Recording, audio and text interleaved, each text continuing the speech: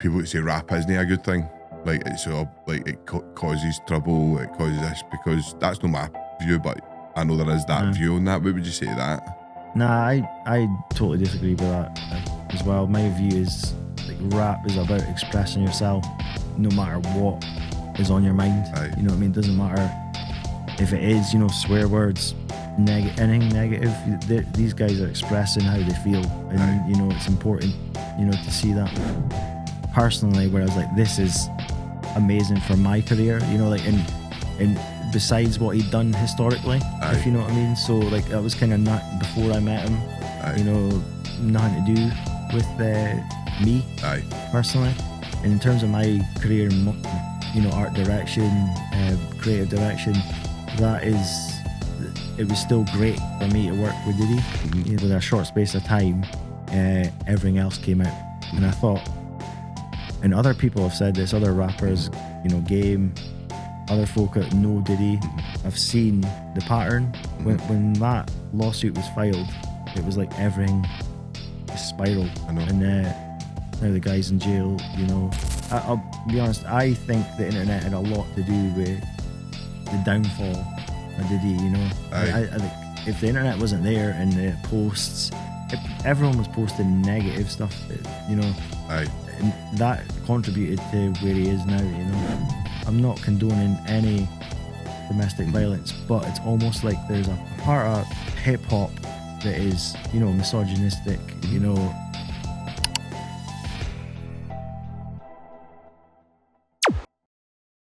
So welcome to Social Sessions. Today we're joined with Mark James Scott, half of SHY DRS. So how you doing, Mark? That's the one. I'm good. It's been a long time obviously coming, but it's really good to have you here. Good to be here.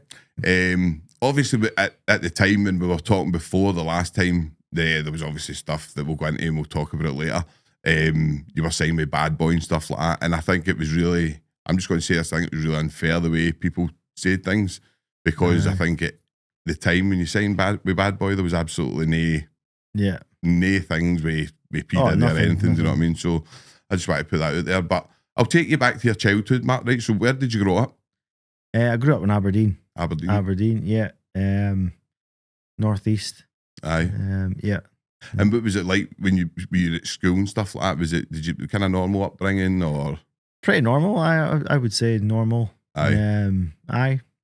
Yeah.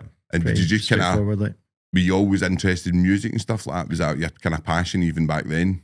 You know what? Me and my twin brother that I'm, you know, in SHY DRS with, the band, we, you know, hip hop, as soon as we heard hip hop, I think we were like 15, maybe before that actually. As soon as we heard hip hop, we were hooked. You know, I think the first single I ever bought was like Busta Rhymes' Woo-Ha. I don't know if you remember that one, but that's a shite song, but it's honestly, that kind of hooked us in. I think that was the first single I ever bought on tape. That's how long ago it was. I remember tapes I remember like I used to swap tapes and get tapes and all that, and everybody used to. So who was back then, who was kind of influencing you? Who was kind of, because I was like Tupac, I love Tupac, but obviously I don't know, like it was really only Tupac and the kind of Dre thing and all that I kind of knew, do you know what I mean? You're I was same more into era. dance music, do you know what I mean? So it was kind of like that. What was it, up and smoke tour and stuff. Up and smoke like tour. that was you're the exact same era as us. You know, the Dr. Dre, Eminem, Exhibit, Snoop Dogg, that era is literally what, you know, inspired us to write music. You know what I mean? Straight away. We heard, I think the first time was Eminem. It was basically Eminem, you know, putting out there. When he came out, it was a big deal. You know, hip hop wasn't a big deal in Scotland till then. You know, I would say. So we when we heard his stuff, I remember going to the library in Aberdeen and just raiding the library, you know, like getting free CDs, renting them, putting them back, copying them and putting them back, you know, like Biggie, you know, you name it. Everybody. Wu-Tang, stuff like that. And I love Wu-Tang. Gravel Pit. I loved Gravel Pit. Gravel classic. Pit I didn't see, to be honest, I didn't know. I was always dance music, so I was always kind of like, it was a more kind of dancey kind of hip hop I liked. Do you know what I mean? Like the kind of dance, the ones with the kind of beats through it and stuff like that. Do you know what I mean? So how did you when did your kind of career start? Because I know when I was researching, you've done like some independent stuff first, and so obviously you were quite successful. How did that go? Well, you know what, I actually remember the day we started rapping, which is literally 25 years ago. It was 2000 Christmas Day. My mum and dad bought us a hip hop EJ. It was, you know, making beats. I remember me and my brother in my room, you know, putting beats together, and he just started rapping. And he started rapping lyrics like, I think it was like D12 lyrics, you know, Eminem verses over the beats that I was making that night. And then just from there, just you know, like, because when I was researching, was it right? He's kind of started with doing like a kind of American accent. And then you kind of changed it round. What made you kind of change to the kind of Scott? Was it just like trying to be that authentic way and your own kind of thing? You know what? That was a evolution of being an artist. I think we turned into artists as soon as we started rapping in Scottish accents. And there's a lot of things out there I've seen that folk think we're the first to do it in a Scottish accent, and we were, in terms of we did that ourselves without knowing anyone else who rapped in a Scottish accent. I remember later noticing there was folk from Edinburgh and did it themselves, you know, but we made that decision ourselves, you know, to start rhyming and rapping in a Scottish accent, which from that in that respect, we were one of the first, you know, to do it. Because obviously you're obviously from Aberdeen, so you've got a different, like we've obviously got different twangs to accent. Do you know what I mean? So, but when you're rap, it's very clear, and it's no like.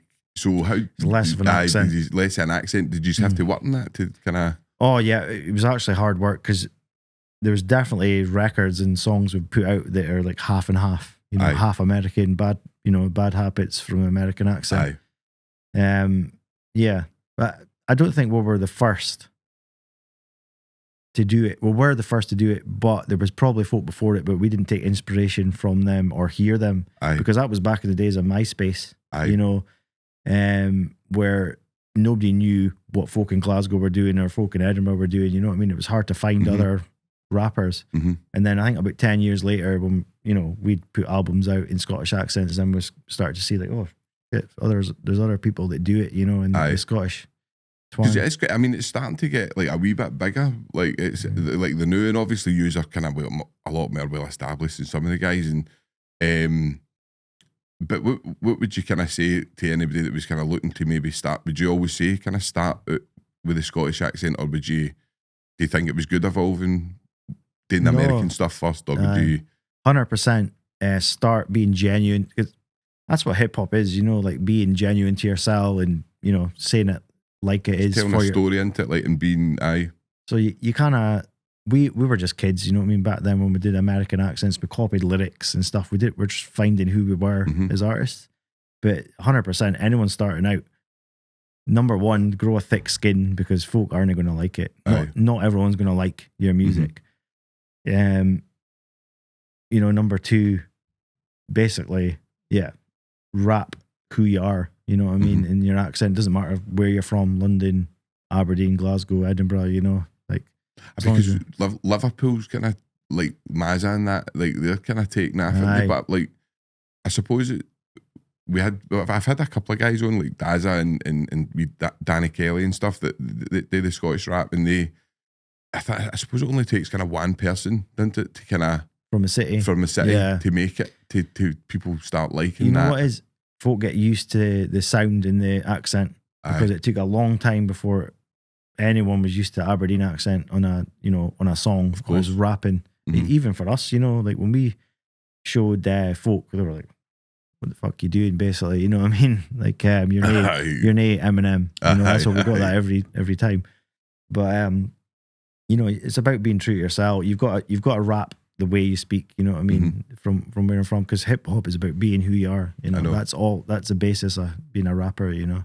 I think obviously hip hop, there's a lot of people, and obviously we'll go into talk about people later on and stuff, but a lot of people who aren't like kid on there maybe, and they always kind of get caught out. Do you know what I mean? Like it'll come out. Do you know what I mean? Like you've got guys like The Game and 50 Cent and stuff who are true to themselves and like actually are who they are. Do you know what I mean? And rap about stuff that actually has happened.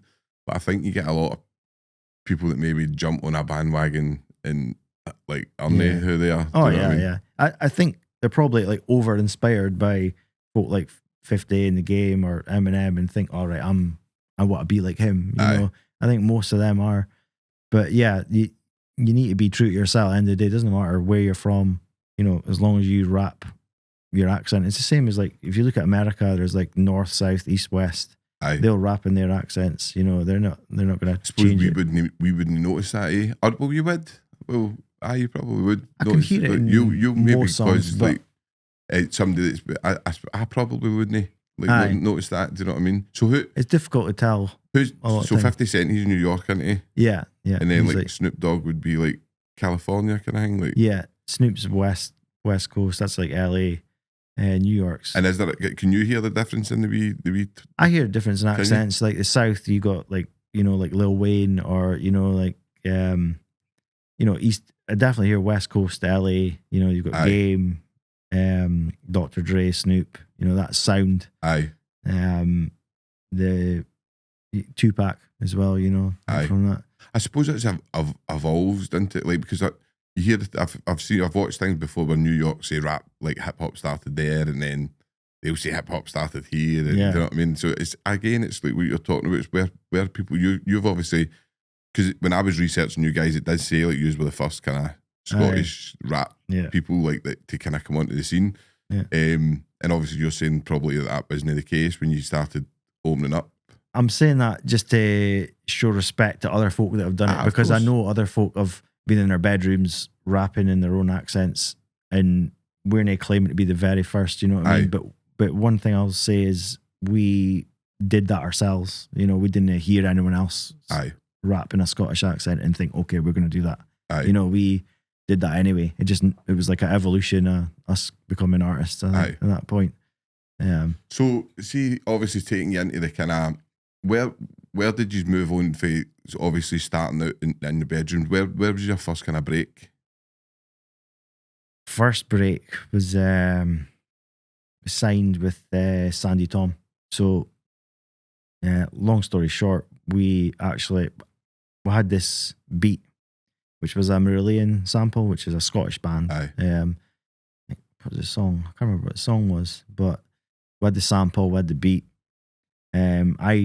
MySpace, Sandy Tom, sent her on through MySpace, and she wrote back, and I had all my pals saying that's my mum even said, it was like, I don't even know if it's a real Sandy Tom, because at the time she was like a platinum you know, selling artist, #1 album, #1 single, and she wrote back saying, okay, I want to do it, I want to do the song. So she wrote a hook on it. We invited her to Aberdeen. Actually, we actually paid for her flights and everything to come up to Aberdeen. We're like, Sandy Tom, let's get her up. And then when that song was recorded, that kind of sparked a whole album. So from then we actually wrote a whole album, which was about like 12 songs. And then we actually signed a record, management what deal. album was that? What was that called? That was before, it ended up being Before Too Long. Right. I think it was a working title at the time, but Before Too Long was our sort of debut. We did albums before that and mixtapes and stuff like that, but that was our first official album. And we signed a management deal with her manager, which was Ronnie Gurr, who, that's the guy he basically started Virgin Records with Richard Branson. Right. He signed to Stereophonics. Oh, did he? Yeah, it was a big deal. Jimmy Nail, different artists. So he's Aye. he's a big deal, yeah, and he knows it. 'Cause when we met him, it was a bit of an eye opener when we met him, because he was like, we were just two guys from Aberdeen, you know, like quite naive, and this guy just walked in a room, and you could feel when he walked in a room, like my brother will tell you, he walked in like he was the goat, you know, and he was the goat. we had a lot of meetings in Edinburgh at the time, because that's where he was based, in the management company. So when we signed that deal, that management deal, that's kind of when things took off, and we got the album out and stuff like that. So how did that end up? Did that like end up going well, or did it kind of? Yeah. Pretty. You know what? Our career pretty much peaked in the Sandy Tom years, because what had happened, we actually separated from Ronnie Gurr, and it was Mid-Year's company actually. Mid-Year. I've heard it. He's a guy that wrote like "Do They Know It's Christmas." He's a big Scottish writer, Scottish songwriter. He was in, Vienna, the song Vienna. He wrote that. So he sings that. It's a solo song. So we'd signed that management deal, and we ended up separating with them and signing with Sandy Tom, like just solely with Sandy Tom and her record label. And it was Guardian Angels Records. She started with Universal and then Sony at the time. There was different distributors involved. And when that happened, we put the album out with Sandy and the video that we already done with them, with Sandy. And it just kind of took off from there. The first single, we didn't expect it. It went to number 32 in the top 40, which was, I remember sitting in the cinema that Sunday night, because the charts got revealed on a Sunday night, and our manager Chris texted me saying, "You're number 32." And I was like, what's that mean? I didn't understand what it meant, and I come out with our top 40. So me and my brother would really work our asses off. What we definitely did back then. And every single we put out after then, it had to beat it. And I think it pretty much did but one. We ended up with 4 top 40 singles. I know, I've seen it. So usually I think only UK back to have 4 independent in the top 40, which is, listen, that's a massive achievement. It's huge. It's a big achievement. So obviously what happened, so where did you go? I know there was an X Factor appearance. Was that after? So did you just go into X Factor after? Yeah. We headhunted for that, or we? Yeah, well, we're separated from Sandy Tom and our label, Guardian Angels Records. So when we left them, what happened was, I think we're in a bit of a lull really in our career. We didn't know where we were going. We were trying to sign in America, D12's manager at the time, Ricordi, his name was Ricordi Shelton. He tried to sign us at the time. I did see something to do with you. Supposed to go on tour. Supposed to go on tour with him, and that at the time we never actually ended up going on tour, which was, there was years and years and years where we thought, okay, this is going to happen this year. It's going to happen this year, but it never happened. But then what had happened was we got approached by the X Factor and asked to come on. So at that point, we weren't in a position to say, look, we'll turn it down, because it was there was a conversation, me and my brother, we thought, right, will we do this? Will we not? Because it's the X Factor. It's going to affect your brand. You don't know how it's going to end up, how they're going to make you look. I know. So we weren't in a position to say, turn down any opportunity at that point. So we just did it. And you know what?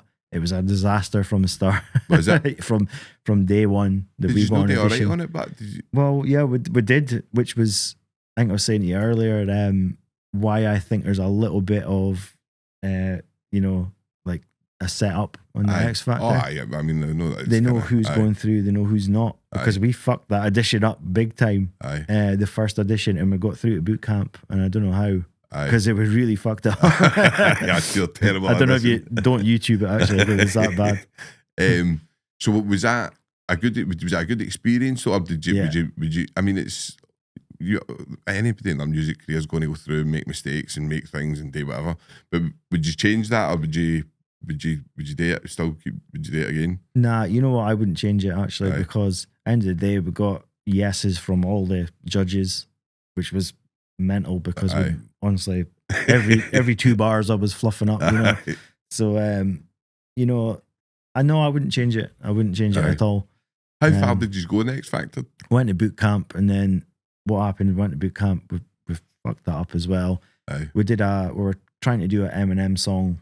It was "Love the Way You Lie," you know, Eminem, Rihanna. Because what they did is they put us together with a singer, and the singer is Nicola Cassels. She's an amazing opera singer. So the X Factor kind of put us together with them. She was actually signed by Sandy Tom as well. That's how we kind of knew her.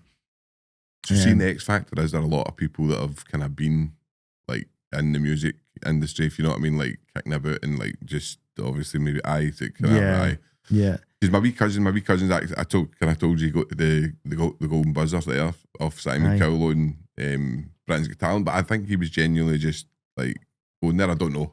I honestly don't know, but it was an amazing performance. There's scouts out there that headhunt folk, so maybe he's been seen, you know, by somebody and thought I'll approach them.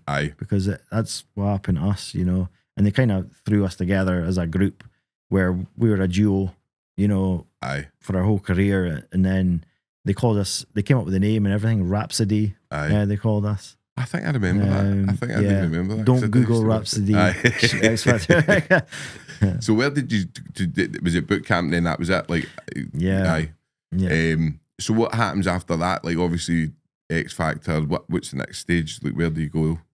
You know what, we decided to go like totally independent then. We were like, we weren't wanting a manager, we weren't wanting anybody involved in anything we did at that point. And I remember just like my brother, he's a songwriting sort of genius, you know, behind us. He does all the like concepts. I'll write a verse to any beat and concept he comes up with. But basically from there we thought, right, we're going independent, we're doing it ourselves, you know what I mean? I had a publishing deal, you know, Sony and at the time, which is separate from records, you know, a record deal. So we didn't have a record deal, but we put out stuff ourselves. And then we come out with the album, I think it was about 2019 actually, we put the album Act Your Wage. Act Your Wage, so that's our most recent one we put out. No, decent, and I think I like the song Filthy. I thought that was really good. That Filthy was really good. But is it yourself that's got a degree in masters, a masters in psychology? Do you think that helps? Like obviously with the kind of psychology, knowing how to kind of maybe promote and stuff like that. Do you think that helps with 100%, 100%. I think I never, you know, like I do a lot of design for different artists and stuff now. But knowing what people want to see and what will, like, you know, catch folks' eye is important, you know, like, so that's kind of, in psychology you'll learn exactly that. So, you know, that's definitely helped me having a background in that, you know. So what was the say? So when do you get the big break, like to go and work with like obviously like Badboy and stuff like that? How did that come about? Well, basically it was through Game. So I've worked for Game for like 7-8 years now. So was it Game before? Time. Like right. I met Game in Glasgow actually. The first time I met him, and I showed him stuff that I do like design wise, and I showed him our music as well. I've forever been trying to get Game on a SHY DRS song. He's always been like, okay, no worries, and then it never materialized. But one day, touch wood. But I met him, I showed him the design stuff, the branding I do, like, because you know what, I learned a lot of lessons from being in a band of how to fuck up, basically branding. Even from our name, you know, SHY DRS, like that was a bad shout from day one. We came up with that when we were 16 years old, you know, 1999 I think it was. So from day one you need a good name for a start, something that folk know how to spell for a start, you know, because you know, you think we're Shy and Doctors, for example, or, you know, everyone else in it. So yeah, so when I met Game, how did you meet him? Was it just opportunist thing, or was it like? It's in Glasgow. It was backstage at O2. First time I met him, I told him what I did. he asked me to send him some stuff that I've done. So I sent him like basically all the SHY DRS stuff, album covers, because I did all that for ourselves. Aye. Artwork and stuff like that. And at that time, luckily, he was actually working on a new label. So he was about to start Prolific Records, he called it, to begin with. There was actually about 10 different names at the time. We went back and forth for, honestly, about a year. I honestly must have done about 500 logos. No, seriously, 500 logos for a game within a year. Aye. Because there was like 10, 20 different names of labels. He went through Gold Records, Prolific Records. Is it just testing names? Like he was trying to figure out a label that he was going to put out the Born to Rap album on. Aye. At the time. And so I was helping him with names. He was throwing them back to me. I was coming up with like 100 logos per name at the time, throwing them back. And so I think, you know what? I think that's where we clicked creatively. He knew that I was on the same page as him. You know, like he knew hard worker and you were right. He knew I put 1,000% in anything he'd asked me to do. So yeah. From there it ended up Prolific Records actually, and that was when Nipsey Hussle passed. Right. It was right the day after he passed.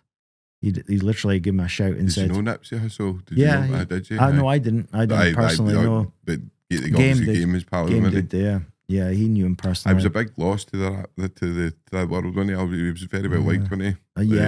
He was basically, you know what? He was basically on a come up, you know. And it was sad to see because, you know, like he could have done so much more. I think he just won a Grammy. You know what I mean? At that point. So where his career could have went, you know, you never know. And it was Game put him on tour. There was a few like that other boy. Was it XXX or something? He was good as well. Like he was kind of coming up as well. I mean, he was a bit mental. I watched his DVD. He was a bit crazy, but no, I think like that's the problem with rap music, isn't it? I think it kind of merges with kind of gang culture, doesn't it? Like over. Obviously, you've got guys like The Game and 50 Cent who are established now, and they've been through that kind of maybe that evolution of being in with the guy. Because I remember I listening to 50 Cent saying, "You need to cut them off. You need to cut your friends off," which is horrible, but you do need to cut them off because if you're going places, because it's ends up they'll hold you back. And obviously there's been some high profile Tupac, Biggie, Nipsey, so there's been a lot of kind of people lost their life through it.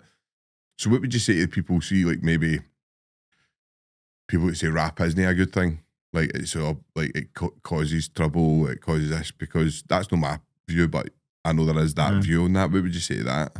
Nah, I totally disagree with that as well. My view is like rap is about expressing yourself, no matter what is on your mind. You know what I mean? It doesn't matter if it is, you know, swear words, anything negative. These guys are expressing how they feel, and you know it's important, you know, to see that. What do you make of the kind of drill music in that? That's a bit kind of like because obviously it's. I'm showing my age now. And I can't get into it because I'm the same era as you. I'm Dr. Dre, Snoop Dogg, Up in Smoke Tour, 2001. I can't get into it. I like a lot of UK rap. I love UK rap actually, but the drill stuff is just a bit too much, you know, for me. And obviously it's glamorizes, you know, like a lot of, you know, negative. I know. I think anything that glamorizes that lifestyle, and I'm no like obviously rap music does, and that's if that's where you come from, and that's a story and stuff. That I totally agree with kind of that. I think if you're glamorizing a lifestyle that. And a lot it's not true. You'll know that yourself. A lot of social media hiring cars and making it look like you've got money and making it look like more glamorous to the. And young people are very they're susceptible to that kind of stuff. Do you know what I mean? They'll buy into it. They'll buy into the kind of look, it's a good way to make money, and when it isn't, you know yourself how hard it probably is the industry, and how ruthless it can be. Do you know what I mean? So, no, I know I don't know. I don't know where I stand with it because it's as young people expressing themselves, but I think I think it's too much. I think it's too much. Do you know what I mean? Yeah. No, totally. But no, so you were saying about the game. Sorry, I kind of cut you. So you were saying about the game, like obviously it's going back and forth with the labels and stuff, and then you end up signing. So how did that kind of evolve then? Yeah. Basically, I think he put his. We got the Prolific Records logo done and everything. I did all the merch, all the designs for that. And he put the Born to Rap album out on that label, Prolific Records. It's actually a good rate. It's some good songs on that. Amazing. The cover I did the cover last minute. It was literally the day before it came out. It was, and I remember Wack 100, I don't know, that's games manager, Wack 100 messaging me saying, where's the cover? Because it needs it. He needed it that minute. And it was a last minute picture he did. Is it the man who's kind of sitting like his head down, or like is it the kind of? He's in the studio. It's the one who's in the studio where, like, I think there's 9 pregnant women. And that symbolised his past 9 albums or something. And then basically that's the album he did. But I had to get that sorted within like 2 minutes basically and send it back. So, and then in the back cover as well. Heavy pressure. Yeah, it was. No, it was. So what was it like then? Obviously, because I know you kind of go back and forth with the game, like over to see them and stuff. How's that? I mean, that must just be like surreal. Oh yeah. You know what? It's still not sunk in. I go over maybe twice a year. I go over every summer to his party and that, and I do all the branding for the party and the flyers and everything. But every time I go over, it's like you'll look over. You honestly, every single time I'll look at somebody and I'll be like, it's fucking 2 Chainz sitting up at the bar. It was 2 Chainz, you know. And I seen you with Kevin Gates and all that as well. I seen him last year. I met him last year. Obviously, it was just a picture, quick picture. He was sound. He was, you know, every single person is like, it's always good vibes out there, you know.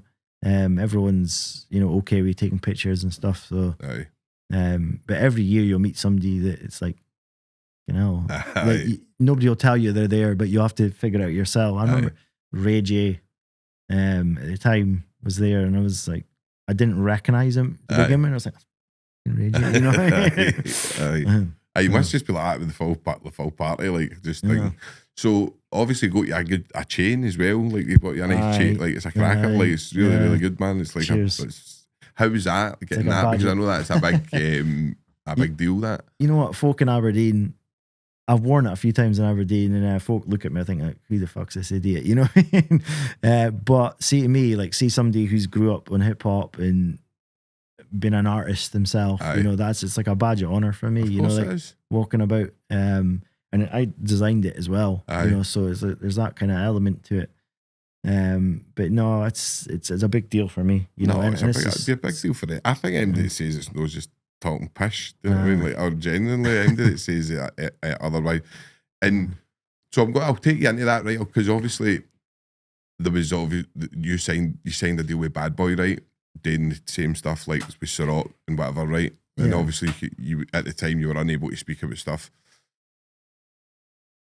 I think anybody in your position would have signed with Badboy Records at that time, right? So you don't know anything that's going on at that time. Yeah. How was it at the start? Working with Diddy and Badboy Records? Was it just kind of normal the way it was with the game and that? You know what? Every single person I work with that you know, Combs Global, which is the parent company of all his companies. So you've got Love Records, you've got Badboy, you've got Ciroc, you've got DeLeon. Every single person I work with was a 10 out of 10. Nice guy. Really like, to be honest, the best team I've ever worked with is at Combs Global, the whole marketing team, everything.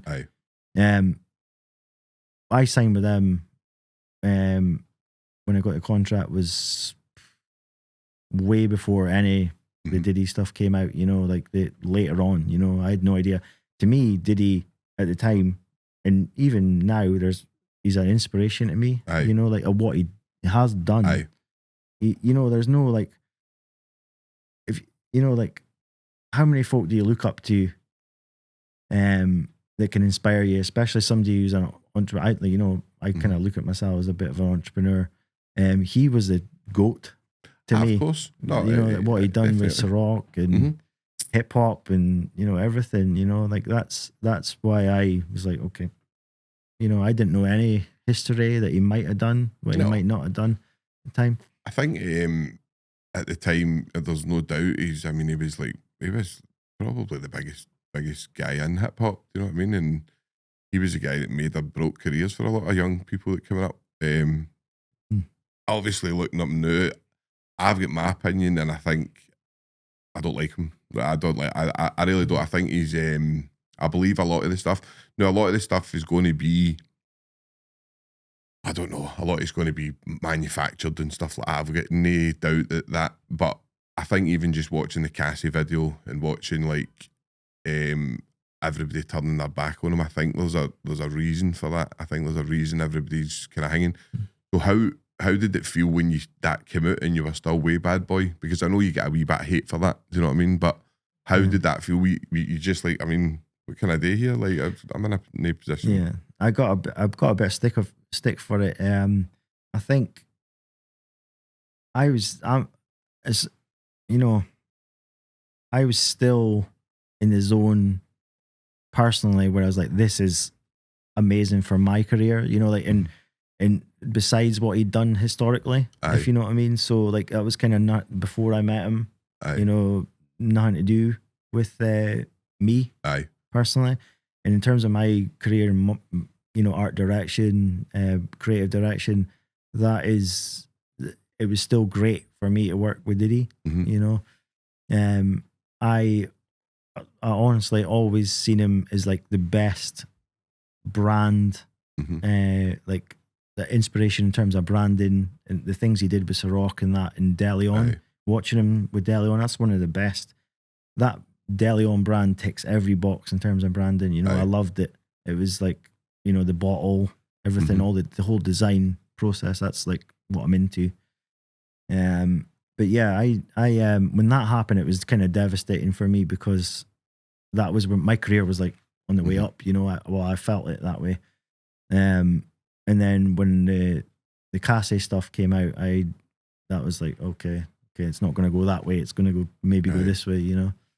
Which is, I mean, it's absolutely nothing to do with you. Do you know what I mean? And there's no like you can't control what's happening. But what is your take on him now? Then, like, what do you think him now?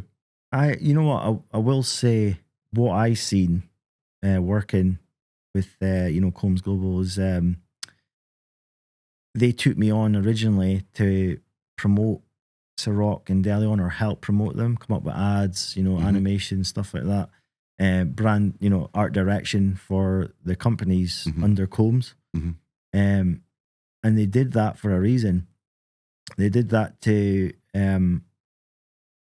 basically the lawsuit came out that Diddy had filed against the parent company of the, you know, the drinks brands. And they did that because he had accused them of not promoting them, the drinks enough. So they had to take on guys like me to compensate. I think, you know, that's why I was given the job. And so when that happened, literally with a short space of time, everything else came out. And I thought, and other people have said this, other rappers, you know, Game, other folk that know Diddy, I've seen the pattern. When that lawsuit was filed, it was like everything just spiraled. I know. And now the guy's in jail, you know.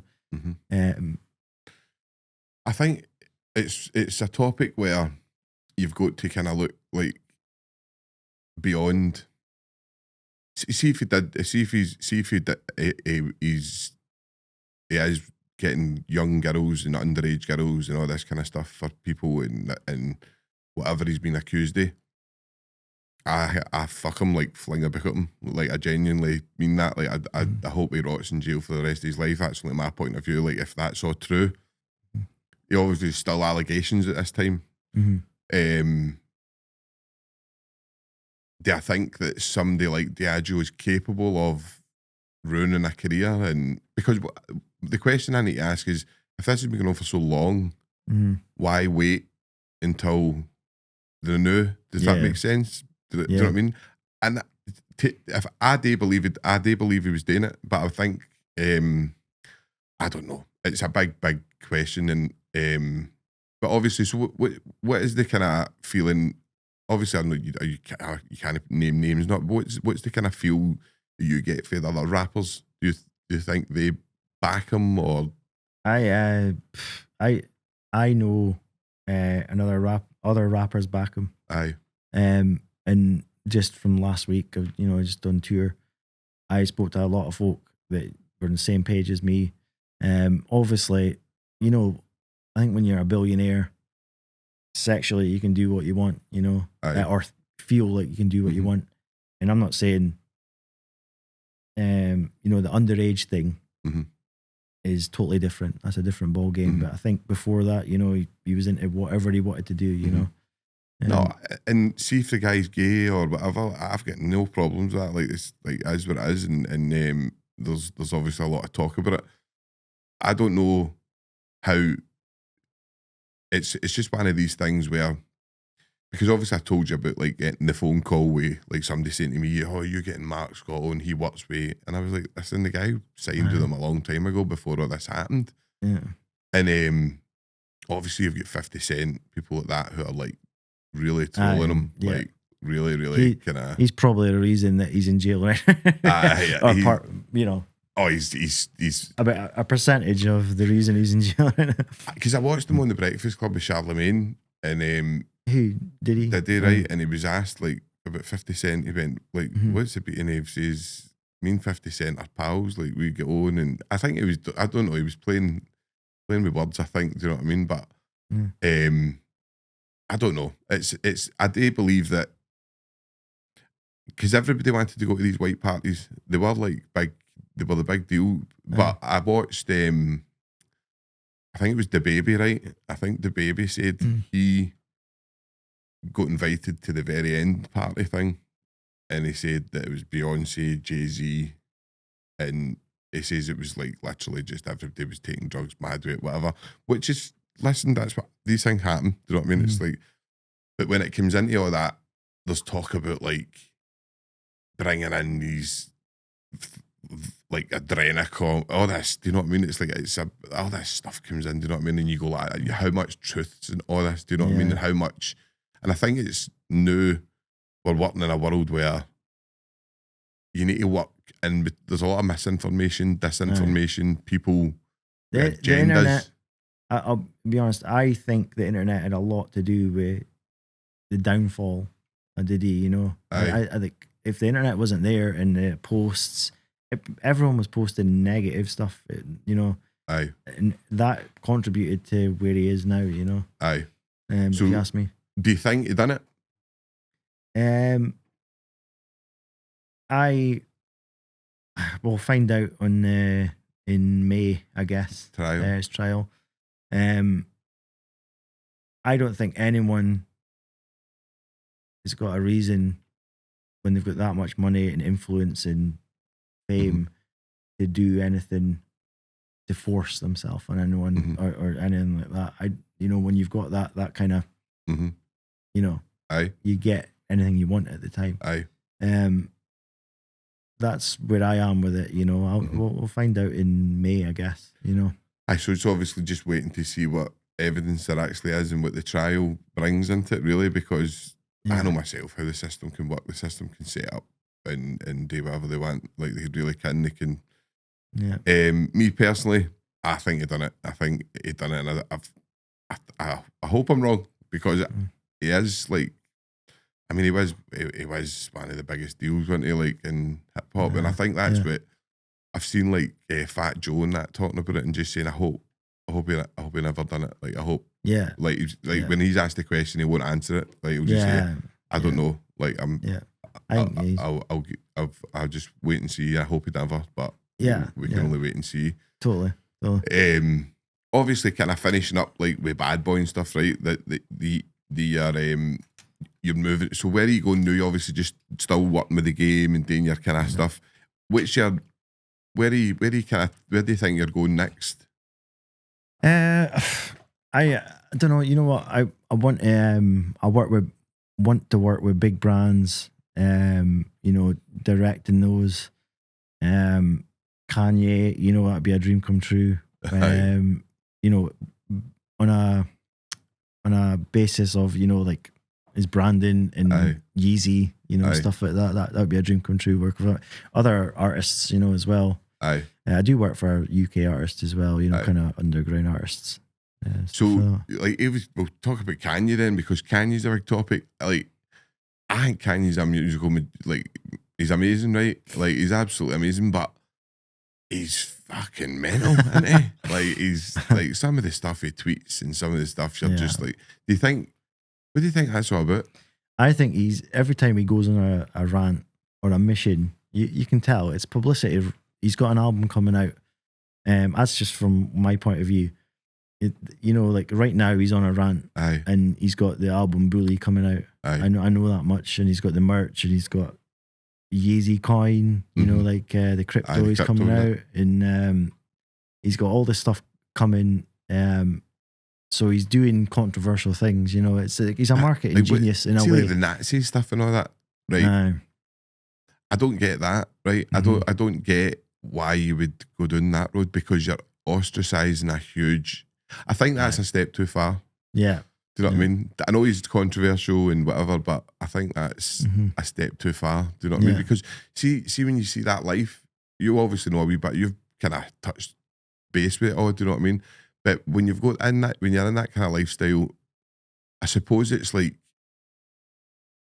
these things work sometimes, and people will have set up kid on, we've got a beef and we'll message it for publicity to go viral, and I know all this stuff goes on, and a lot of the stuff, you know yourself, it's like fake, like it's not a real life. What we're getting to see.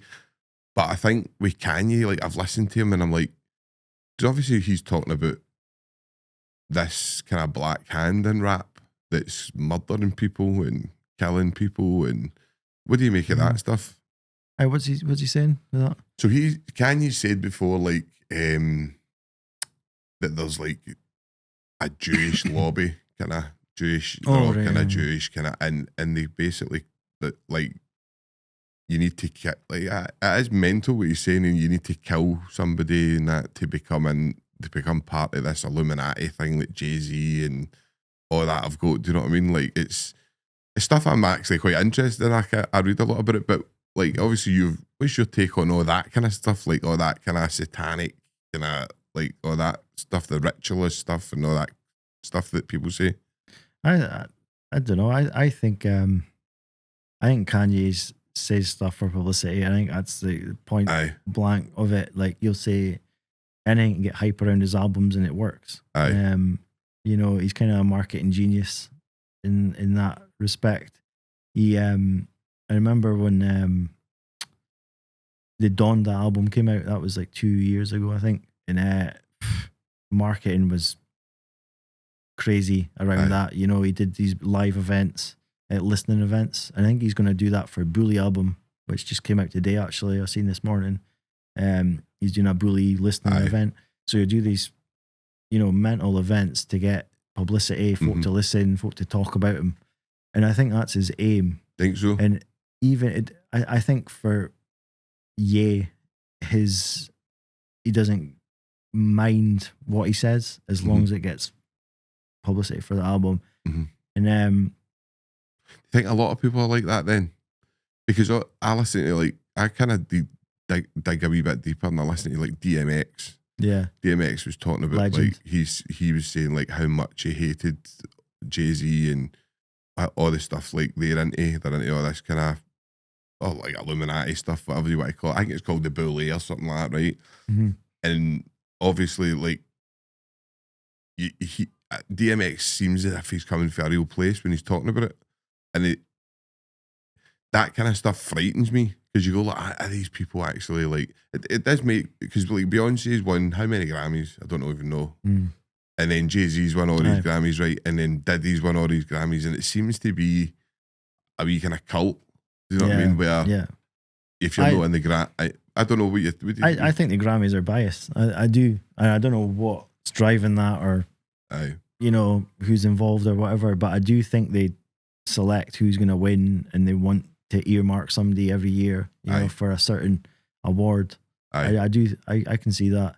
You know, like if you look at Jay-Z and Beyonce, I think they've won what, like 50 Grammys between them or each or something like that. And it's like Jay-Z's albums are good, you know, like I'm a fan of Jay-Z. They're decent. I'm not a massive fan of Jay-Z. I wouldn't put him in my top 5 rapper, but the Grammys have earmarked him, you know, in comparison. You've got The Game, you know, I don't think The Game's never won a Grammy. But his albums are better, more articulate and won a Grammy, meaningful. And 50 Cent, he never won it for Get Rich or Die Trying, which says everything really. Probably Jay-Z took it that year, you know. I know. And no, it does seem like a setup. It does because obviously you look at the record sales, and I think The Game and 50 Cent sell so much more records than Jay-Z's album. Yeah. And Jay-Z still gets the kind of Grammy, do you know what I mean? So it's, I mean, it talks volumes, do you know what I mean? But I just think there's a lot of stuff that needs to get cleared up, and today with the kind of dark element of Diddy's album, the Love album, which I worked on the art direction, you know, like the promo, promoting it online and stuff. That was nominated for a Grammy just before all this, you know, came out. And you know what, honestly, see, the whole team that I was working with at the time, we were over the moon, you know, it was like the greatest thing that ever happened. The team that I worked with was like the dream team, you know, like I've never seen anyone, like being a guy from Aberdeen, you know what I mean? Never seen anyone market something so like immaculate. You know what, they did just right at the end, before this all came out with Diddy, they did a Halloween, you know, where Diddy dressed up as Batman. I don't know if you've seen that. And it, you know, it was like they actually got the Batman suit from Warner Brothers or whoever it was, and they got the Batman car, and they drove it around Miami. And the guy, I know the guy who took the drone shots for that, and they filmed it like a little mini movie of Diddy as Batman. But that wasn't even just it, you know, like the marketing. Diddy didn't need the marketing to make him look like he's sick, like, you know, the Writers Guild with the actors and stuff in America when they went on strike and they wanted, you know, certain pay and stuff like that. They actually coincided it, that Halloween dress with Diddy, with the Writers Guild. So they made it look, well, everyone knew it wasn't true, but they made it look like Diddy saved the Writers Guild, because that's what happened that same week or 2 weeks when that result came out. It was almost as like they knew, the marketing team knew when the result of the Writers Guild was coming, you know, because it was, when that came out, it was like Diddy saves the Writers Guild. And I was like, this is a team that I want to be on, you know, like this marketing. It was just mental how they did that and planned that. You know what I mean? Like I get it. It's see somebody like yourself who's artistic, creative, into like marketing, branding, stuff like that.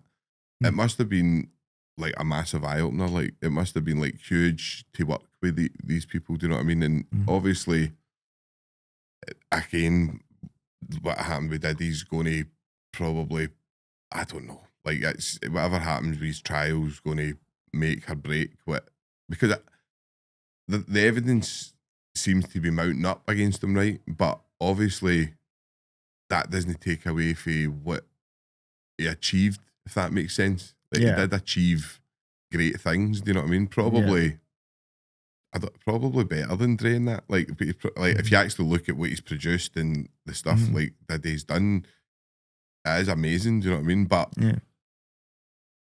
is it on the back of like manipulation and stuff like that?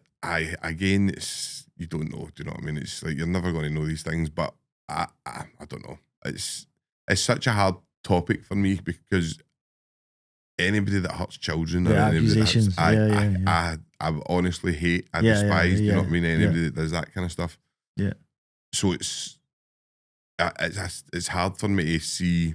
I don't know. It's hard for me to even say, "Oh, he's an inspiration," or that. Do you know what I mean? Yeah, like that. true. Do you know what I mean? Yeah. I would struggle to say that, but I get where you're coming from because it's like that's your thing. Like you creative and you're seeing what's happening. Like this a is different like angle. Do you know what I mean? Merely from like a aspect of me and my career. No, aye.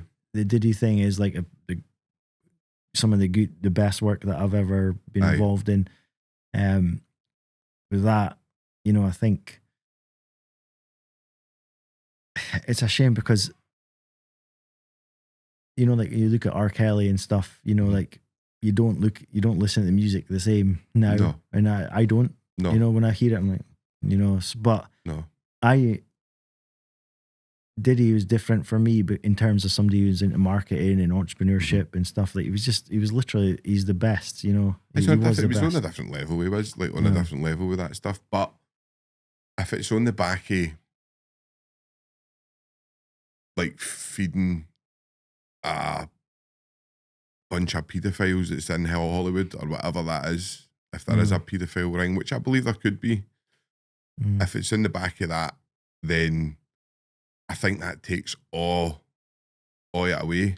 You might see that different, Matt, because you're you see the kind of. I met honestly so many folk on his team, like pretty much everyone that was in the marketing aspect of it as companies, and honestly, they're all professional, 10 out of 10, genuine people, not even into hip hop. I wouldn't. A lot of them like that kind of, you know, vibe. I would honestly like. They were honestly just professional people that Diddy surrounded himself with in it. So from what I seen, I can't see, there was certainly no one in that team that I was involved in or allowing anything bad to happen that I seen.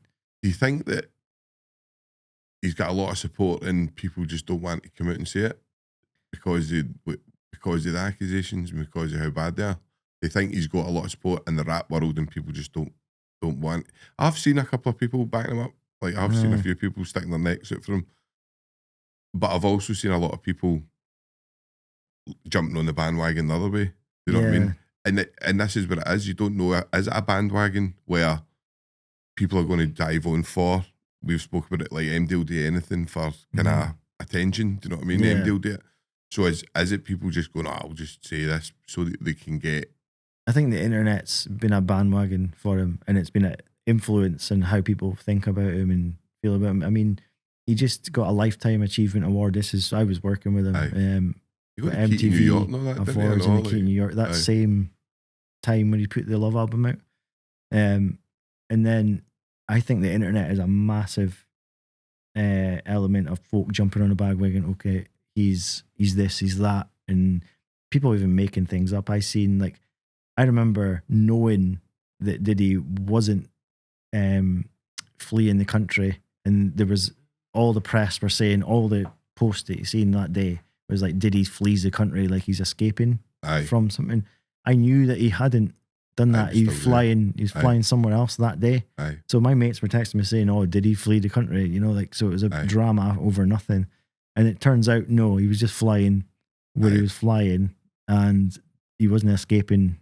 You know, any charges. There is a lot of miss it. With your friends saying that about it? Did they give you a hard time, like a joking and that? Or I've had a few wind ups about it, you know. And like more locally, I feel like having that job was a huge deal for me, you know, and it's still on my resume. I don't think MD can take that away from you. That's not like that's mental for MD to say like. You signing for Badboy Records, MD would have done that. I don't care who you are, like MD would have signed for Badboy Records. I think where probably going forward for yourself, I think you need to, if you are going to back him, like, and you're going to back him for whatever reason or say, I think that's different. Do you know what I mean? But that's I don't know. You know more than me. Do you know what I mean? As I say, we're watching the internet play out a trial, and if it was MD else, listen, I would go. that's not right, because I've seen what can happen. Do you know what I mean? And you can these things happen. But I have read like his charge sheet. I've read the evidence, and see when I watched him with Cassie, I honestly just was like, MD that treats a female like that. Yeah, he's got the, I don't know if it's that kind of I'm the Messiah complex or whatever, but he just flung her about like he didn't care about her. Do you know what I mean? And I've got, like same as yourself, MD done that to like my missus or whatever, you would be raging. Do you know what I mean? You would. So I don't know. It's a hard one for you, because you're looking at it for a purely marketing angle. Do you know what I mean? And as you say, it's a tick on your job. I think I'm still stuck in that hype of getting the job and working with someone that I, like idolized, looked up to, and literally, like, he was the number one. If you could have asked me before I got that job, who would be number one, who you'd work for, it'd be Diddy. Every time. Like, so, I know. Still, there's a element of me that doesn't want to believe anything, but I do think there's no, like, innocent until proven guilty, Like, no, so, a million percent. Listen, that's so true. Like, it is allegations at the moment, and you can't, and it must be hard. It must be really hard for you. I can't even imagine how hard it is because obviously just the way it's worked out. But obviously, so we like, obviously your pals and stuff like that. So what did they say? They just kind of winding you up. So I get an article. Well, at the time when it was all happening, it was like, "What's this? What's going on with this?" And I was like, "I don't even know." You know what I mean? At the time, but yeah, I get the odd meme sent through. Like, you're not privy to all the real information. It's not as if you were going to. Did you go to a white party? I never went to any Diddy party, for the record. But I did when they raided his house in LA. I knew the guy that was getting pulled out. It was on live TV. And I remember seeing it on Instagram. His boy, that went to his boy and some other people. His son was there as well. Yeah, but I did know the guy that was getting hauled out, handcuffs at that point when they raided his house. But yeah, no, I get the odd meme sent through to me. About him.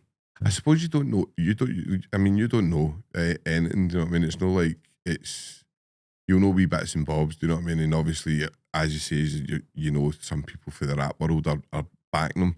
But I think I remember Fat Joe saying it and just saying that, listen, if this is true, man, it's like you've got no idea how devastating this is for hip hop. Yeah. Like, if it's true, like and I think so. He's like, I don't want to believe it. And the guy said it to, he went, listen, I've gave you enough about it. Like, don't ask me any more about it. Like, that was kind of the way he said it. Like, I've gave you enough, and I've spoke enough about it. Yeah.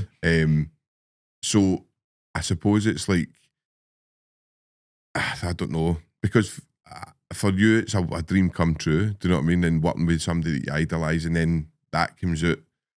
What will your feelings be if he is guilty? Just as anyone else's would be, disappointed. More than anything. I think I'd feel the same. I'd be disappointed. It's one of my idols. I know. I really. But I think if you Google, and I'm not defending this, but see, he's been a hip hop fan from 1999, literally, like when I started rapping myself. I'm not condoning any domestic violence, but it's almost like there's a part of the music and a part of the, the what's the word? Industry, like a part of hip hop that is, misogynistic, Definitely. If you Google domestic violence rapper, you should do it, because I've done it. And there's so many people came up as domestic abusers, like rappers. I'm not going to name any names, but there's huge. I know. You can look it up yourself. So it's Chris almost, Brown and all that. There you go. Chris Brown, the biggest, some of the biggest names have been done with domestic abuse or assault or whatever it is. And there's almost like a part of that in the, in hip hop where it's like expected almost. And I'm not condoning anything, any domestic violence see, at all. See some of the girls that come to these parties, do they know what they're coming for? Does that make sense? They won't. They won't. And this is me just honest. What I think, they won't know the extent of it, probably.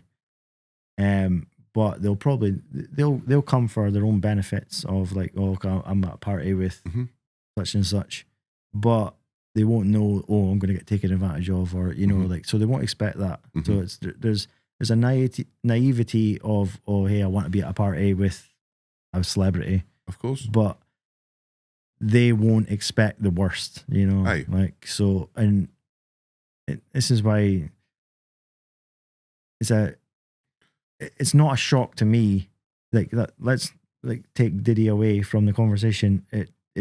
I found out like Mystical, like he was a rapper back in the day.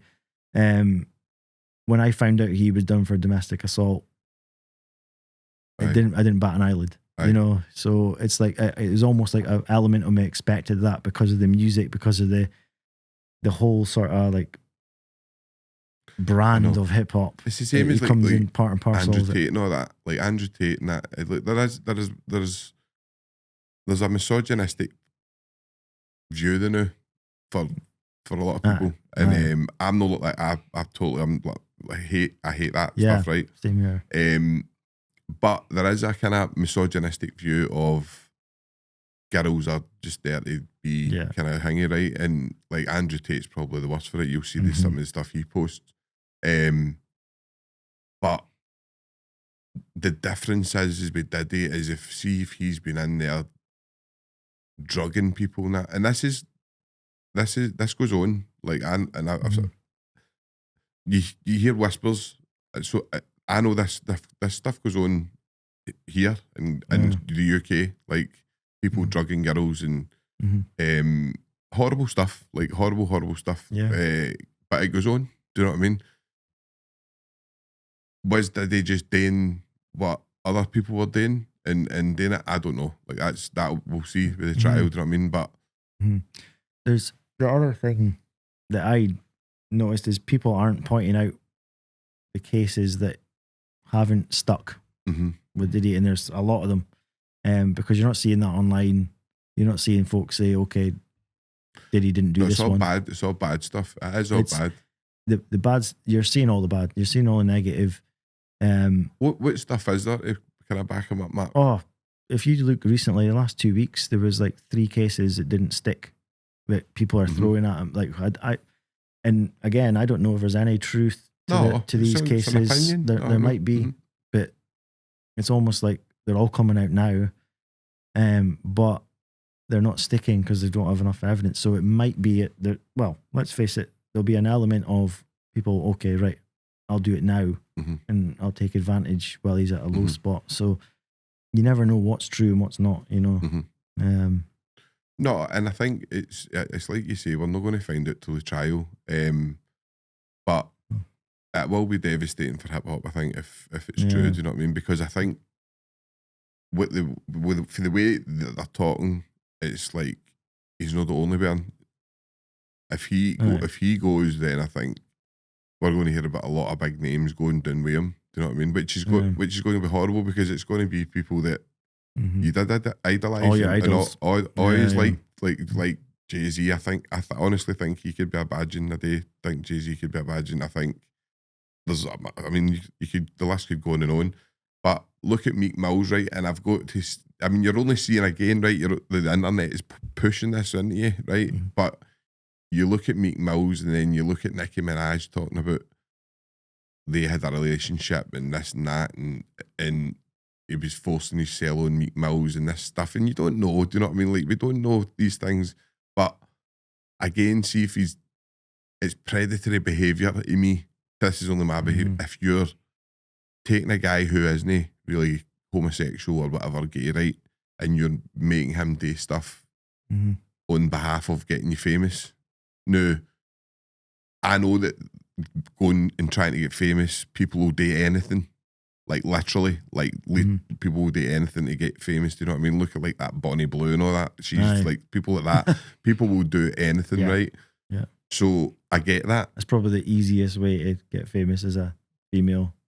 Of course it is. Of course, like I had that's my Lana Wolf. opinion. Lana Wolf, she was lovely, really nice lassie. Honestly, lovely lassie. But again, Lana posts things for shock value and stuff. Do you know what I mean? Because it gets, and she's open about that, and that's why she's open about that, and she'll tell you like it's a character and blah blah blah. And this is what you don't know as well. These rappers will have characters. Like the game will have he'll have a character, but you'll know him on a personal level. Do you know what I'm talking about? Yeah. So then you'll probably go, he's not like that, the way like the way he thought or whatever. Because nobody ever is. Like even if you speak to like the gangsters or whatever you want to call them for kind of locally, when you meet them, most of them are just normal people that have got a different side to them, like that maybe you don't want to see, but that's up to you if you want to get involved in that life. Do you know what I mean? It's just try not to, but I don't know. It's a hard one, and it must. I can't imagine how hard it must be for you on that side of it. Do you know what I mean? Yeah. And obviously, I know some people were writing to me and saying, "Why would you?" He worked for Badboy, and I'm like, the guy's brand new. Like I spoke to him, like he's sound. Do you know what I mean? He's got absolutely nothing. And listen, you're allowed your view and opinion. It's so everybody's got allowed that. But that Meek Mill's audio, I don't know if you're looking at Meek Mill, he is the biggest gangster rapper of the last 10 years, maybe. You know, like he's straight out of nothing. You know, he made himself out of nothing. You see the old videos on rapping, and he's a 10 out of 10 for me. He's right for the streets, isn't he? You think he's gonna go there with anyone coming from that background? And I know there's an audio and the rest of it, but if you break it down, I can't see that. I can't see, from where I'm coming from, I can't see that, but I know. Who knows? I think AI is so dangerous. It's so dangerous. And I think the Diddy case could highlight that.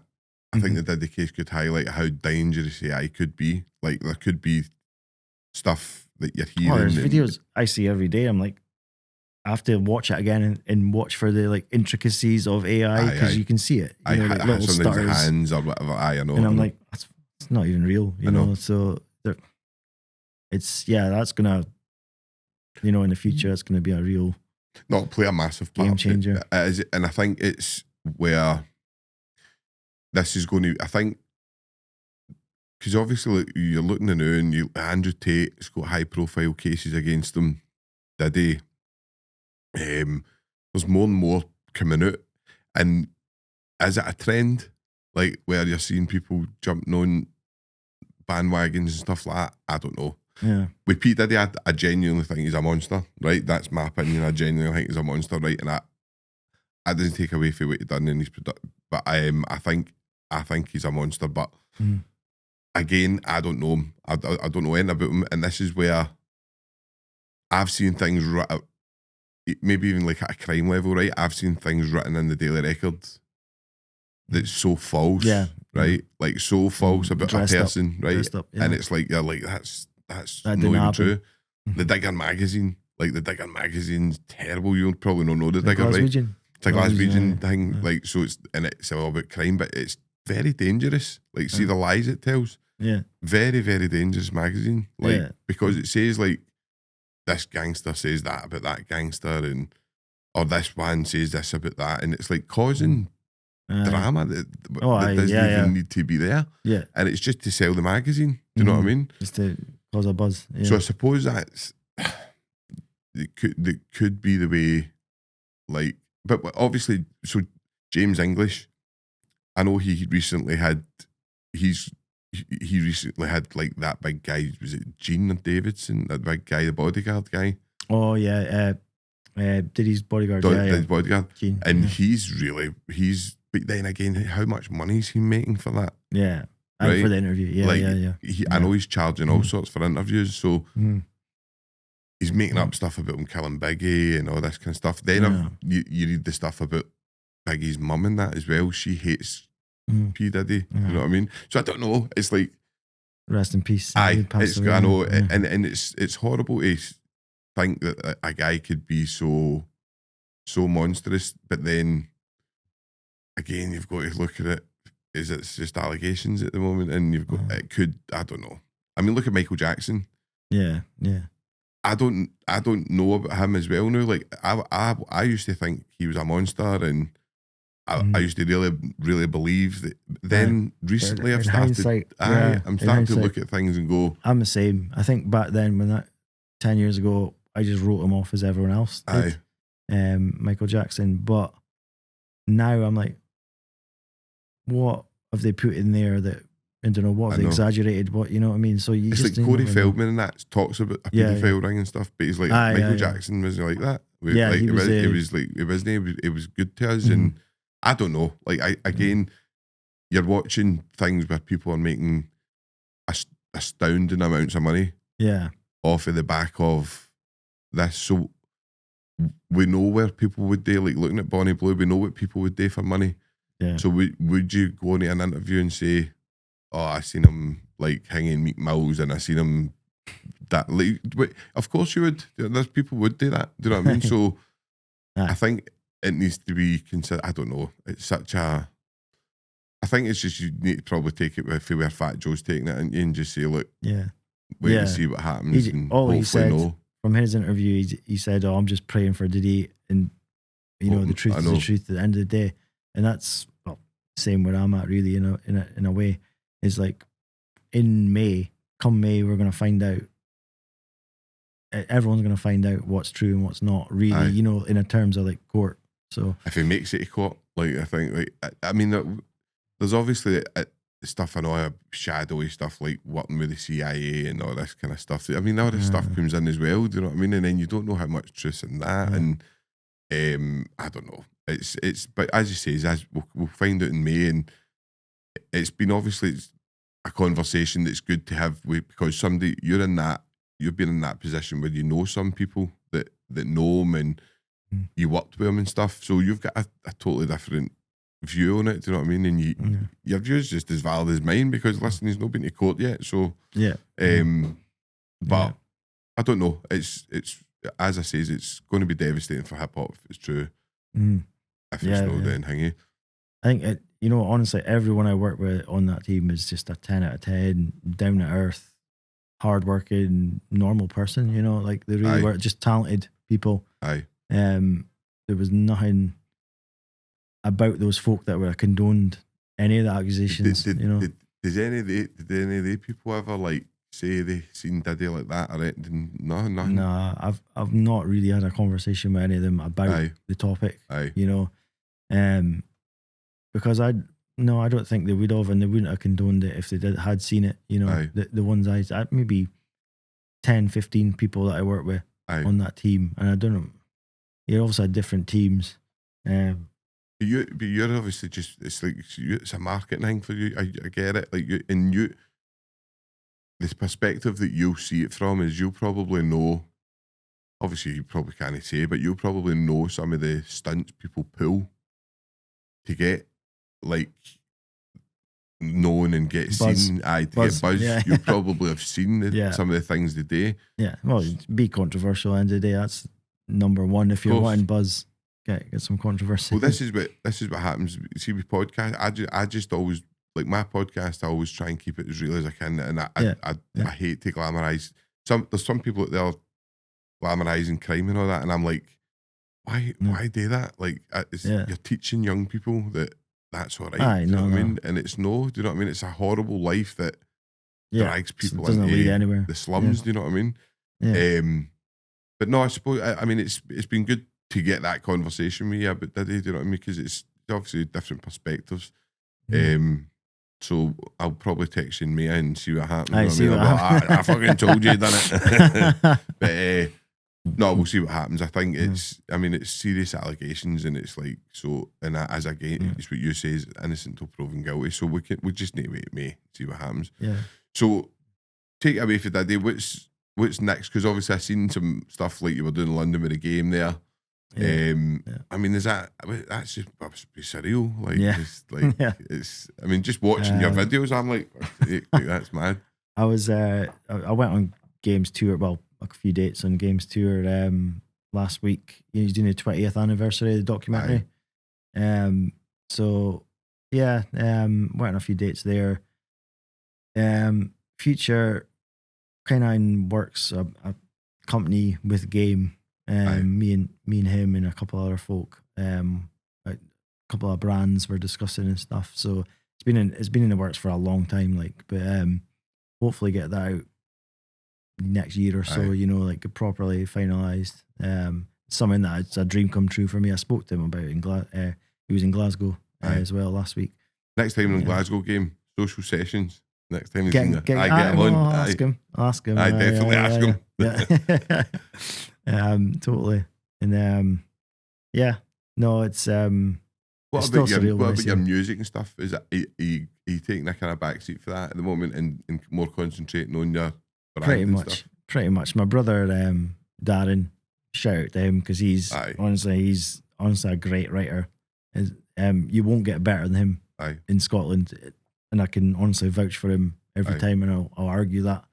The way he puts lines together, I actually put him in the same category as the game. Well, you know, the game's different, writing wise and stuff. But the way he can write a song is unbelievable. It's and it's honestly, I've been amazed for years the way he writes songs, because I do it, but it takes me a hell of a long time. You know, like to put it together, put a verse together. It'll take me a week to do a verse. He'll do a verse in 10 minutes, and it's better than mine. You know, so it's so yeah, no, he's I'm kind of taking a step back. He's kind of taking the reins of the music stuff, and he's still putting it out, putting a song out. We've got a few singles in the works, like are coming out. So, so obviously the future is more kind of, you're looking more kind of doing the branding and stuff, and then obviously Darren's kind of taking the music. But where do you see yourself maybe in like 3-4 years? Do you see yourself hopefully like global kind of, or hopefully, you know, me personally, I want to own my own company, or co-own a company with an artist or something like that, you know, like, and build a brand. That's what I want to do. Instead of working for a brand, I want to build something that I own, partly, you know, like that's next 5 years. That's the way I want, you know, like something like Ciroc, you know, is Ciroc took a down because I think they probably did, but they did separate ties with him at the time completely. So Ciroc is still a brand, but it's, you know, it's separate from Diddy. But I don't know if they can ever separate that in people's minds, you know, because once you put the marketing and branding so strongly out with an artist, how do you separate? You know what I mean? Because Adidas, they always cut ties with Kanye, didn't they? Like, because he was saying some of the stuff and that. Do you know what I mean? And how do they ever separate Yeezy from Adidas in people's minds that have already, you know, the thought's already there, you know? So, I know, because Ciroc's going to always be kind of P. Diddy's.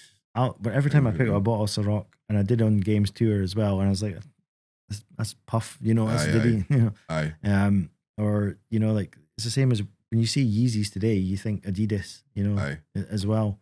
And it's not now, you know, it's those two separate things apparently. So who would you say is like the new? Who would you say is kind of like the best rapper out the new? Who you kind of inspired with the new? Who do you like? Best rapper? That's a difficult question. I'm gonna have to say Game, to be honest with you, and that sounds exactly what we're saying. I'm dick riding to get a chain or whatever, but I'm gonna say that because he's the only artist, the only rapper that I know has improved. If you listen to documentaries 20 years ago, if you listen to the lines and the bars and the way he raps back then, it wasn't even that good, and it was a classic album. It was like that album is a classic album, like in hip hop. If you listen to it now, the way he's rapping now and putting bars together, he can rap now, like rap back. So he is the only rapper that I can say that has improved. When you look at other folk from, like, you know, G Unit, like Lloyd Banks, he's went downhill. You know, Tony Yayo on that. No, I know. They peaked then. She's just peaking, and that's honestly my genuine opinion off the mic. Like that is how I feel about the game. I think he's the best right now. Otherwise, I've always been an Eminem. See, you got Eminem as well. Eminem fan. He peaked back then. Aye. He's, you know. I think Eminem's still got that thing in him, but where when he was like obviously Machine Gun Kelly tried to kind of get the beef with him and he just destroyed him. Do you know what I mean? Like obviously it was like that was just like a hit, wasn't it? It was like a hit, wasn't it? But you'll see other rappers like everybody saying you don't want to beef with Eminem. Like he's just like, I think a lot of people respect that. What do you think of, like, obviously, because we were talking earlier, like with 50 Cent, I love 50 Cent, right? I love 50 Cent, I think he's brilliant. What do you think then? Because 50 Cent in the game used to be really close, and then obviously I've seen the game recently. He was on a podcast, I think, and he was like, I would love to get G Unit back. He says, but he'll never do it. This is 50 Cent's very stubborn. This is he will not do it. But the game is like, we've grew up now, and I think he even kind of said something like down the lines of, it was like the management teams were basically playing them off each other. Oh, aye, probably. So I don't know who would that be, agents, or would it be like? Probably just the management and the It says that the game says, now I'm older, I realise that they were playing, they were doing that on purpose. Do you know what I mean? And that's why he's like, I don't feel the same way as I did. Like, obviously, like, but I don't feel the same way about 50 Cent. That's something like that he said. They're playing each other off each other. So we're coming kind of up to the end, and it's been a brilliant podcast, really insightful, and it makes you think. Do you know what I mean? And obviously, with my background and my what happened to me through the court system, then it's like you just need to wait and see, don't we, and see what happens. But so, where can people find your stuff and all that, Mark? Like, obviously, where is your stuff, and where can people find it? From what I do is it's markjamescott.co.uk. That's my site personally. The music stuff is instagram.com/SHYDRS. It's SHYANDDRS. That's our main music sort of page. We put stuff out. So it's all kind of moving with the social media movement and stuff, because we're obviously talking about TikTok earlier, and we were saying you're going to get yourself a TikTok. Aye. And obviously TikTok, I think TikTok's probably the future, right? But it's very toxic. It's it's toxic. It's no, like, I don't know. It's there's a lot of kind of hate on it. Do you know what I mean? But fake accounts. But listen, you're going to get these things anyway, aren't you? Like, you're going to get trolled if you put your face out in the public. You're going to get it. Do you know what I mean? That's one thing I'd main piece of advice for anyone trying to do anything, actually, doesn't not even become a rapper or artist, is grow a thick skin. You know, like, that's something me and my brother struggled with. As soon as we get a bad comment, we'd be like, oh, fuck this. You know, like, what's the point? What's the point? You know, like, especially from being from Aberdeen, folk are like, what are you doing? But if you can grow a thick skin, put the blinkers on, you're sorted. Just, you know, coast it. Don't compare yourself to anyone else. Just literally just do what what comes natural to you. That's my advice. And I think me and my brother, we thought everyone would love what we'd done, and that set us back a long time, like years. I think we presumed everyone would love. We're rappers from Aberdeen. We're good at what we do. You know, I know. People are going to love it.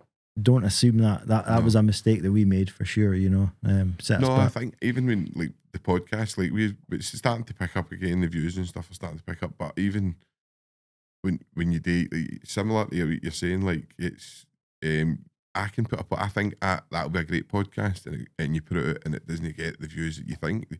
I think assuming things, you can never assume anything, and you never know what's going to go viral. You really don't. Like, you can think something. Like, I think I've got like 1 or 2 viral clips, but they're no, like, I wouldn't have thought they were the ones that would have went viral. Do you know what I mean? So it's strange. It's a social media, I think, for anybody that's kind of going to start, because it is starting to be a lifestyle for people. Do you know what I mean?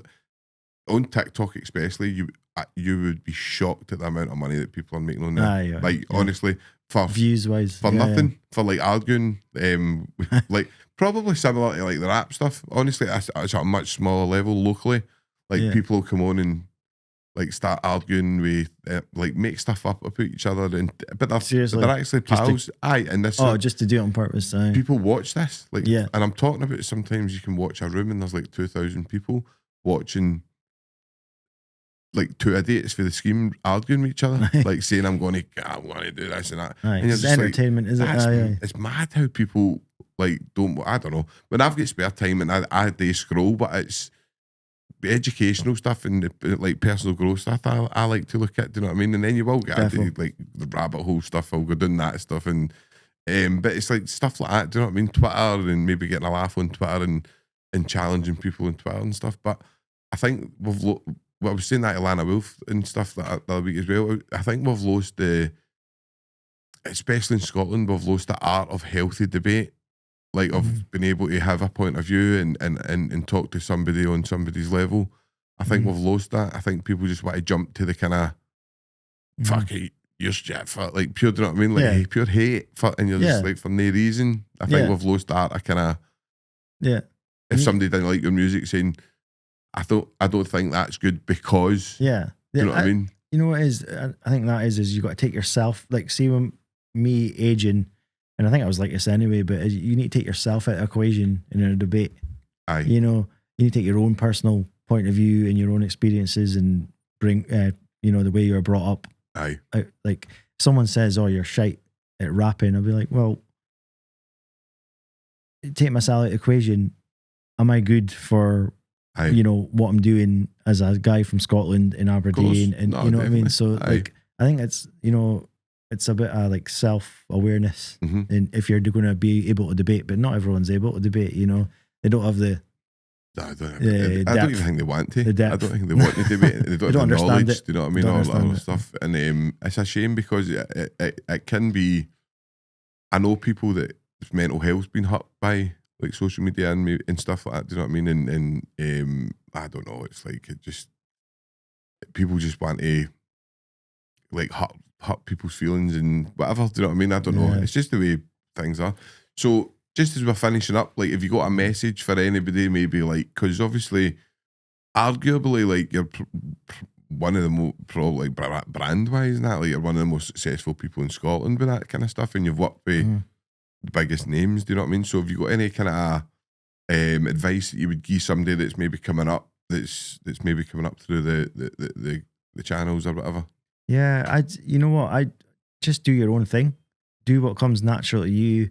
I think there's most people are just more resigned to the fact that okay, I'm going to get a job and I'm going to, you know, this is my way my life's going to go, and that's something me and my brother never wanted. Or never, you know, I think most folk don't want that, you know. Aye. But just stick at the dream, you know. Like, keep that in mind. That's like I'm 40 now, and it's still there. I know. You know, I'm still pushing for it. I've still got an idea of what my career is going to be like, and I'm not going to settle. There's something in me that says I'm not going to settle, and I think that tenacity. That is a word that Sandy Tom said to me. Goes. She said to me, my brother, she goes, I admire your tenacity.